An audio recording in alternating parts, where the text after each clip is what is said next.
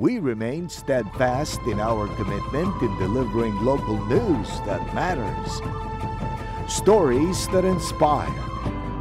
Enriching the lives of Filipinos in the Philippines and across the globe.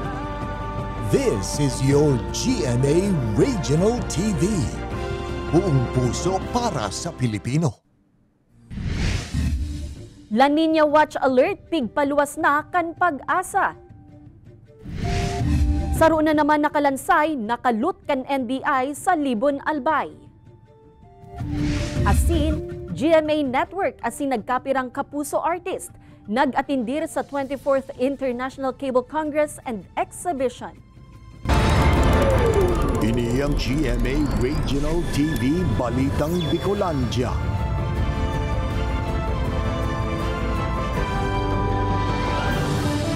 Diyos marhay na hapon mga kapuso, uni na ang Balitang Bicolandia. Hatud miyan pinakadarakula asin pinakabagong mga bareta sa Kabikolan. Kami ang tropa nin katotohanan, mahatud nin mga baretang mayong pikikilingan, mayo nin pigpoprotehiran. Live halidigdi sa GMA Complex sa Naga City, ako po si Kate Dolovieres.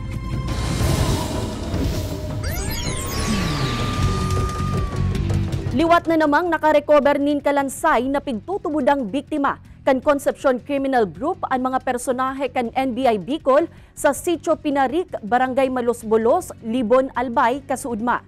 Sigun sa NBI, Marso 6 kan mag-apud an sa indang asset asin pigtukdo ang lokasyon na piglubungan kan sarong persona. Tulos man ining dinumanan kan mga otoridad asin positibong nakalot ang sarong kalansay na igwang labot sa bungo.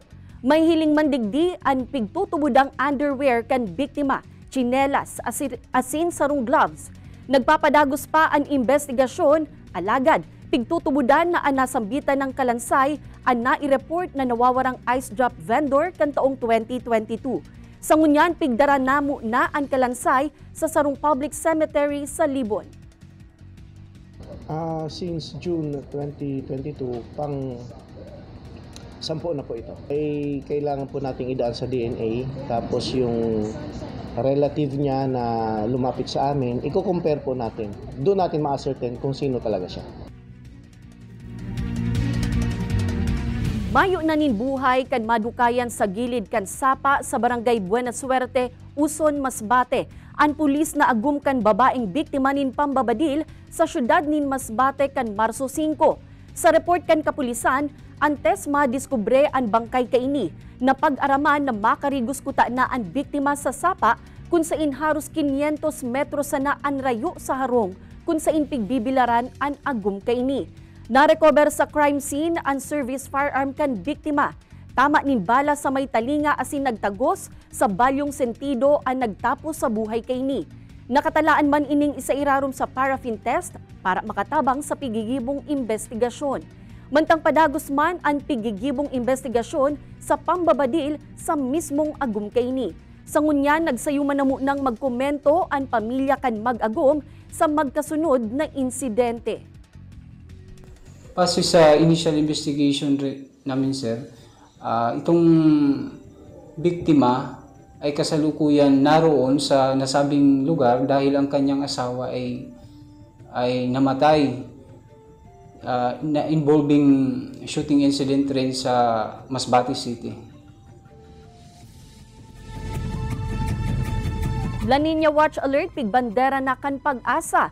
Magiging kamugtakan kan panahon sa Bicol Region, katakod kaini, mantang namamatean pa ang El Nino phenomenon. Pigpaliwanag ni Pili Agromet Station OYC, Ian Neil Nunez. Ang detalye, aramunta sa pagtutok live ni Jessica Kalinog. Jessica?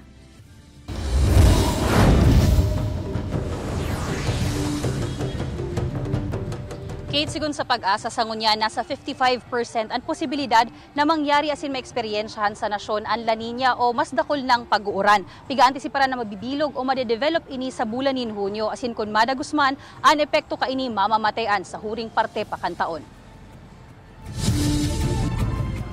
Miski kinaudtuhin na asin mainit ang panahon, padagos na sa pagibunin paagi ang mga paraoma na ini sa Ocampo, Camarines Sur. Nganing mapaluwas ang tubig sa dating irigasyon. Alang naman kaya ang irrigation canal kaniya.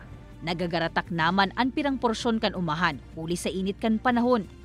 Kaya ito na lang, ano lang kami dito sa irrigation para yung palay makasalbalaang sa ngayon. Dahil mahirap naman kung ito pababayaan namin, buntis na yung ibang palay. Kung pababayaan namin to, paano yung ginasto namin? Paano kami makakabawi nito? Kaya ginagawa namin ang paraan kahit magasto. Sa forecast kan Pag-asa, ang bulanin Marso, iyo talaga ang may mas mainit na panahon. May epekto padigdi ang presensya kan El Nino. Alagad paglaog kan bulanin Abril, Mayo hasta Hunyo, piglalaoman na patapos naman ang El Nino phenomenon.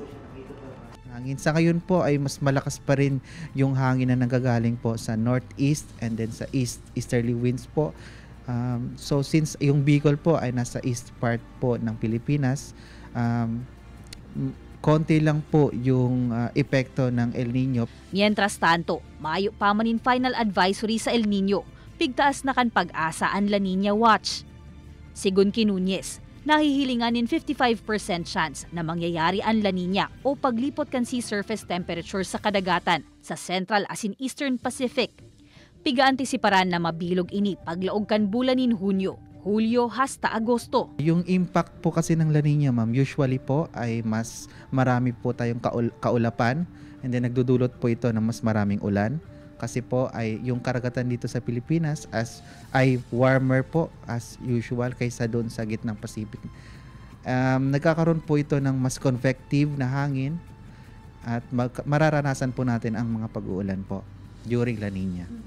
Unwatch alert sa miski anong climate pattern o weather condition, pigluluwas kan Pag-asa nin mas amay kaysa sa piga-antisiparan na paglaog kaini. Nganing makaandaman an man iba-ibang ahensya kan gobyerno sa gigibuhon ng mga interbensyon.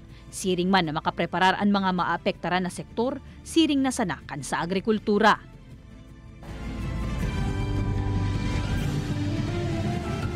Dawa pakit patapos na ang El Nino asin halangkaw man ang tsansa kan La Nina sangon niya na ma-expecta man da agiraray sigun sa Pag-asa an hababa na tsansa o hababa na mga pag-uuran. Arog da kay kainian karakteristik kan La Nina kapag nasa pre-development stage pa asin by June, July asin August duman man mahihiling ang development kaini. Kate Jos Mabalos, Jessica. Heat stroke, parvovirus asin rabies. Mga helang na posible subuot makuakan mga fur babies ngunya na tig-init. Mga ido asin ikos, totoo kayang mas nagiging agresibo ngunya na mainit ang panahon. Aramon tayan sa report ni Chris Novello. Minhuli sa naghihibog na fur kanatama na ido ni Menet na si Wes, pinagroom niya ini sa sarong veterinary clinic sa Naga City. Kanakalis na mga aldaw kaya subot, taran ka ini na medyo hinihingal sa paghangos-an sa iyang fur baby. Kaya apwera kan grooming, pirmi subot niyang pigsiserto na hydrated as in day na initan si Wes. Lagi pong pinapaliguan, tapos drink ng water. Gusto niya naka-aircon. Ninghuli sa init kan panahon na namamatian ngunyan saroan heat stroke sa mga helang na pwedeng makuakan mga atama na hayop. Mayo kaya subot nin sweat glands ang mga hayop kun kaya madali ining mainitan. Apwera kan heat stroke and year-round the viral disease na parvovirus as in rabies ang pirapa sa binabantayang helang kan opisina. Ang pinaka-common ngunyan is heat stroke and si rabies kasi sabi ko nga ni ruluwasan din ka mga kaakian, ruluwasan kan si mga tao, then si mga stray dogs mas halawig sina dudumanan ninda gibok magayon na panahon nga ni. Mayo man subot kinaaraman ang mainit na panahon sa pagiging agresibo kan mga hayop. Pigabisuhan man ang publiko asin mga pet owner na maging responsable asin kun mapupwede gakudan ang saindang mga ataman. Dapat man subot ining karigusan tuyong mainit asin pabakunahan nganing makalikay sa mga helang ngunya na tag-init na delikado sa saindang salud. Kay Baran si Carlo Abunita, Chris Novello, Balitang Bicolandia. Sarong dakulang sperm whale ang nagsadsad sa gilid kan baybayon kan barangay Panisihan asin barangay Dapdap sa Uson Masbate kan Marso 5. Sigun sa sarong residente nari sa ninda, ang balyena nagarunan luluya na kaya tulos man sindang nagresponde kay banan ang mga personahe kan Philippine Coast Guard para may balik ini sa dagat. Alagad liwat ining nagbalik sa gilid kan baybayon kung sain dumana ini nagadan. Sigun sa BFAR, nasa 16 meters ang laba kan sperm whale asin kinakarkulong nasa 40 tonelada ang gabat. Sa pagtubod kan BIFAR saro sa posibleng rason kan pagkagadan kay ni an kakulanganin pagkakan o kaya igwa ining nakakan na nakakahilo. Sa ngunyan, pigpapalanuhan naman ang proper disposal kan balyena para di makaapektar sa mga residente sa lugar. Yung carcass ng sperm whale papunta ulit sa malalim na area ng dagat, and yung option B po ay magsasagawa ng chopping and ililibing siya. Ini ang GMA Regional TV Balitang Bicolandia. Ini ang GMA Regional TV Balitang Bicolandia.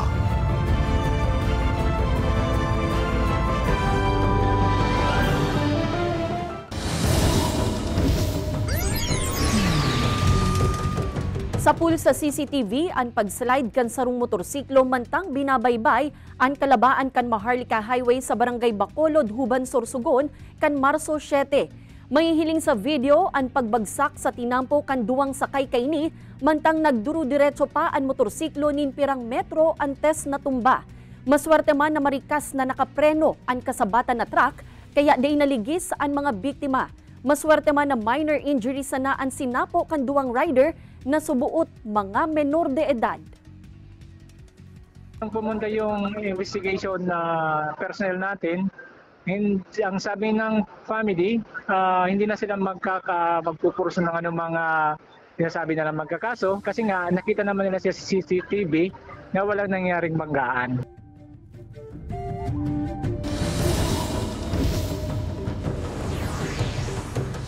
Pigseselebrar ang Marso 8 como International Women's Day. Pagtaong importansya ini sa derechos asin kontribusyon sa sosyedad kan mga kababaihan. Katakod kay ini, makakaulay niyato live si Councilor Gail Abonal Gomez, ang chairman kan Committee on Women sa Naga City. Tanganing kumustahon ta ang estado kan sektor kan mga kababaihan sa syudad. Diyos marhay na hapon po, Councilor Gail. Maray na hapon, man sa imo, Kate. Ma'am Gail, ano po ang status ngunyan kan women's sector sa Naga City? Kadakol pa din po ba ang mga kababaihan na nabibiktima nin panaabuso? Siguro Kate, man masasabi na kadakol pa, actually nagbabawas man, nagdi-decrease ang number, pero talagang dai pa man siya na zero. Kaya siya nawawara. So in fact, sa Naga City Bantay Familia, sa city level, igwa man giraray nag-aabot sa tuya ng mga kaso. Pag nag-check kita sa tuya po mga VAUSI desk officers sa barangay level naman, igwa pa giraray po sindang pigri-report na pasaro-saro nagdudulok sa inda. Oo, ma'am, may mga nahihiling pa bakit ang challenges o problema na kaipuhan tang tutukan tanganing mas mapakusog ang mga kababaihan digdi sa syudad ni Naga? In general, Kate, talaga empowerment along different aspects, no. Siguro itong pag-empower sa inda, lalo na sa mga marginalized, sa mga babaeng nakukulga na aabuso man giraray, pag-empower sa inda in terms of capacitating themselves, no, na ang sa indang tinapusan na kurso, iyo man ang sa indang laogan na trabaho, dakol po ang mayong trabaho sa ngunyan dahil duman sa limitasyon na nagaataman sila kan sa indang mga aki. Kaya ang ngunyan po ang gusto tang itulod na program, ito bagang may livelihood sinda na dawayan sila sa laogan sa indang harong, igwa sindang magiging income, therefore may empower ninda ang sa diri ninda. Challenge pa man giraray po itong pag-hold ng leadership positions, no? Dakol na kababaihan ang we have too many women leaders now, pero ang hope ta kaya sana madagdagan pa. Sana mas matawanan pa sinda ning pagkakataon na maggobernar, pagkakataon na mag-gibo ning administrative work, managerial hold managerial positions ta igwaman certain qualities, leadership qualities ang sarong kababaihan. Oo, tama po. So, ngunyan Ma'am Gail, ano po ba ang pigigibong lakdang? Igwa pa po bang mga lakdang ang Naga City LGU? Sa nasabi mo nga ni po nga women empowerment na hopefully po maging sustainable ini and maipadagos miski po sa pagtapos kan sa imong termino. Oo, ngunyan kaya akit first term ta, pero mas pigtutukan ko ngunyan itong mechanisms, no? Lalo na gusto tang balikan, i-revisit, ito talagang thrust ng gender and development, and that is to mainstream God or gender and development sa gabos po na programs, plans, activities, bako lang kang syudad, kundi kang barangay. Nagpuon po kita sa paglibot, no? Hinihiling ta sa mga plano ninda sa barangay alongside their budget. Hinihiling ta na nagagamit ba ning tama so budget, talaga bang gender responsive ang mga activities ninda, and nahiling ta na medyo may difficulty along that line. Dahil siguro sinosolo kang barangay kagawad on women ang trabaho. Kaya ngunyan may ordinance po kitang pigtulod na approve man po initulos, creating the barangay gender focal point system. So iniyo po garo siya sa rong committee led by the punong barangay, asin dakol na miyembro ini. Co-chair niya tabi dyan ang barangay kagawad on women, may mga miyembro arog kang lupon, ang mga educare teachers, members SINDA, may BHW, BNS. Anong ibig sabihin ka ini? Mas naghewas, mas nagdakol sa tao na pwedeng maghiro para sa mga programa pangkababaihan sa barangay level. Yes, we hope Ma'am Gail na marealisar ini sa mas lalong madaling panahon. Diyos mabalos po, Councilor Gail Abonal Gomez. Mga lokal na gobyerno nakatutok na sa epekto kan El Nino sa sektor kan agrikultura sa Albay para sa ayudang pwedeng maresibi kan mga apektadong paraoma. Uya ang report ni Don Jimenez. Mantang nagahaloy, mas namamatayan na ang epekto kan El Nino sa probinsya nin Albay. An umahan nga ning ini sa barangay Ilaor Norte sa Banwaan kan Uwas, nagpuon ng magkagaratak. Mayo na kayang tubig na nagbubulos sa irrigation canal kaya napirita na ang mga paraoma na maggamit in water pump. Padikit-dikit na kayang naluluyos ang sa indang mga pananom. Baka umani ka sa isang hektarya, baka 20 lang, wala pa dahil sa kulang ng tubig. Katakod ka ini, pigsyerto kan mga lokal na gobyerno sa probinsya na nakatutok sinda sa sitwasyon ngunyan kan sektor kan agrikultura. Personal man na naglilibot ang mga presidente kan League of Municipalities of the Philippines Albay, tanganing maaraman ang danyos. Isusumiter kaya ini sa Department of Agriculture para sa assessment asin maninigong disposisyon. The LGU can provide, meron naman tayong mga new technology ngayon like solar water pumps para mabigyan natin ng pansamantalang lunas ang mga farmers natin. Apwera ka ini, maubot man kan mga opisyal na mahidali ang tabang kan gobyerno, urog na kan distribution of rice farmer financial assistance asin iba pang ayuda para sa mga apektadong paraoma sa probinsya. Ini si Don Jimenez, Balitang Bicolandia. Nakisumaro ang GMA Network sa 24th International Cable Congress and Exhibition Confederation of International Cable TV and Telecommunications Association of the Philippines o FICTAP. Parte ini kan 25th anniversary kan FICTAP. Nagtiripon-tipon dyan ang international as in local providers, mga policy maker as in cable operators sa bilog na Pilipinas, tanganing maihatod ang pinakabago sa connectivity as in telecommunications technology. Nagkaigwan ni GMA Hour segment kung saan nag-perform sin the Black Rider stars Yasi Pressman, John Lucas as in Savor Ramos. Nanghara naman si AOS singer asin The Clash 2023 champion John Rex. Parte ang partisipasyon kan GMA Network sa 24th International Cable Congress and Exhibition sa kamawatan kaining maghatod nin makabuluhan na bareta asin impormasyon asin in world-class entertainment sa gabus na kapuso sa bilog na nasyon. Ini ang GMA Regional TV Balitang Bicolandia. Ini ang GMA Regional TV Balitang Bicolandia.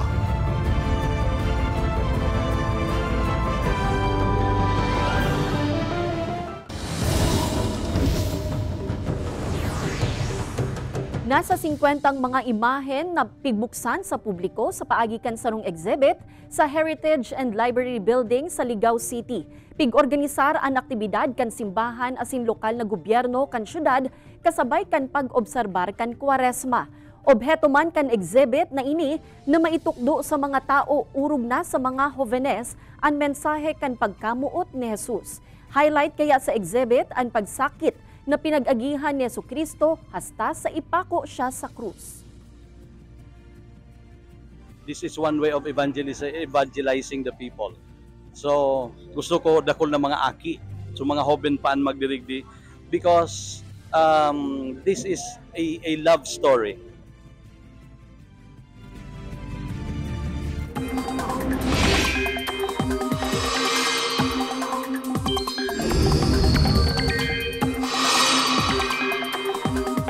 Mga kapuso, kung may pirang parte ka nasyon na nakakamati nin mainit na panahon, pirang lugar man ang posibleng liwat na makamati pa kan epekto kan amihan. Padikit-dikit po kayang liwat na nagkukusog ang amihan, asin nakakaabot hasta sa Northern Luzon. Padagos man ang pagdanay kan easterlies sa natatadang parte kan nasyon. Basado sa datos kan Metro Weather, hababa ang tsansa nin pag-uran sa Bicol Region. Alagad magtinirpong alerto and kasong magkaigwanin localized thunderstorms. Posible man ang uran sa iba pang parte kan nasyon, kaya magdarapo kita nin payong and kasong magluwas nin harong mga kapuso. Hilot ang pigu-orgulyong One Town One product kan Magaraw, Camarines Sur. Alagad ngunya na modernong panahon, papaano daw ini pigpepreserbar? Mga jovenes sa Banwaan pigtutok doang maghilot na parte tanganing maipadagos ang pigu-orgulyong kultura kan Banwaan. Uyan istorya ni Chris Novello. Pag sinabing Magaraw, basta hilot sa Magaraw.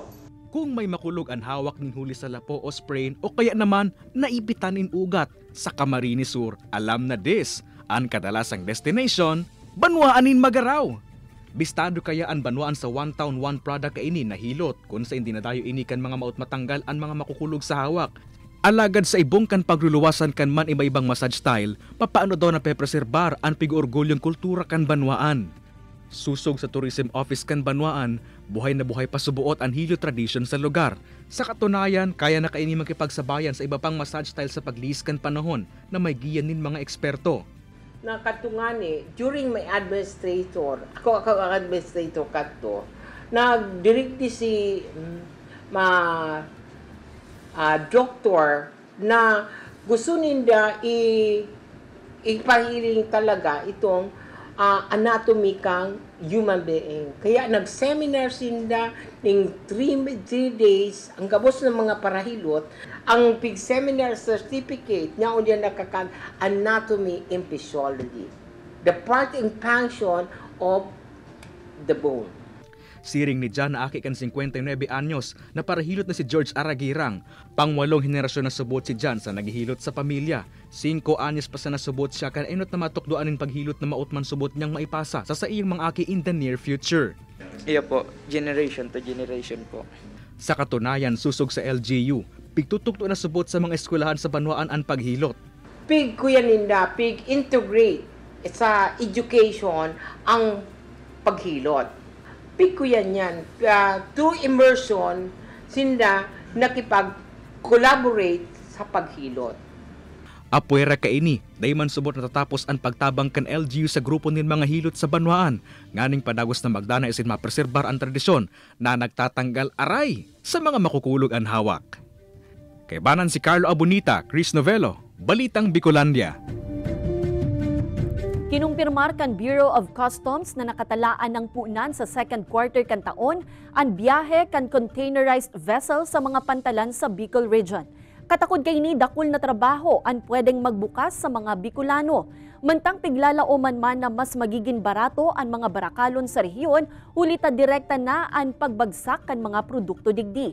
Apwera kay ni syartong magiging marhay man ang income o revenue kan mga lokal na gobyerno sa paagi kan collection kan duties and taxes. Dakulang bagay subuot ini sa Kabikolan, ulita mas magiging madali na ang transaksyon kan mga produkto sa local and international market. Marami kasi dating ditong negosyante, doon pa kumukuha sa Maynila. So ang tendency, walang nadidevelop na negosyante sa lugar. Now, if diretso yung vessel dito yung hub. Southern Luzon hub mangyari. Pwede natin kunin ng Samar, yung Southern Luzon area, Quezon.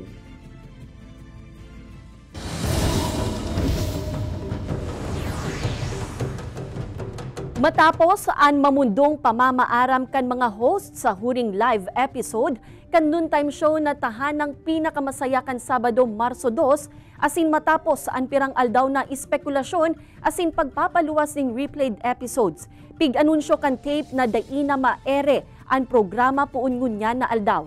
Nagpasalamat ang tape incorporated sa GMA7 para sa pigmemerar nindang long and fruitful partnership.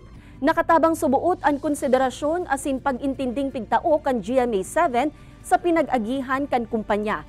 Dugang pa kan Tape Incorporated, pigpurbara nindang isalbar ang programa alagad nagkasundo sinda asin ang GMA natapuso na ini. Sa pahayagman kan Kapuso Network, huli sa mga daing malilikayang pangyayari, nagdesisyon ang Tape Incorporated na punduhon na ang pag-ere kan tahanang pinakamasaya. Nagpasalamat ang GMA Network sa Tape Incorporated para sa partnership asin mga importanteng ambag kaini sa noontime programming sa nakalihis na mga dekada na syartong daing malilingawan kan mga Pilipino.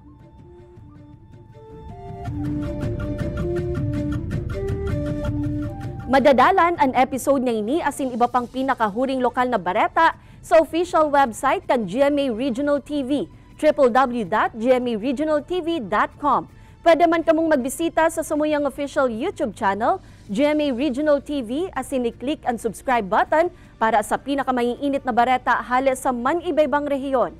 Mabalo sa mga kapusong Bicolanong nagantabay, maging sa mga kapuso nyato abroad. Ninhulita sa GMA Regional TV, Local News Matters. Asin yan, ang pinakadakula asin mainit na bareta sa Kabikolan.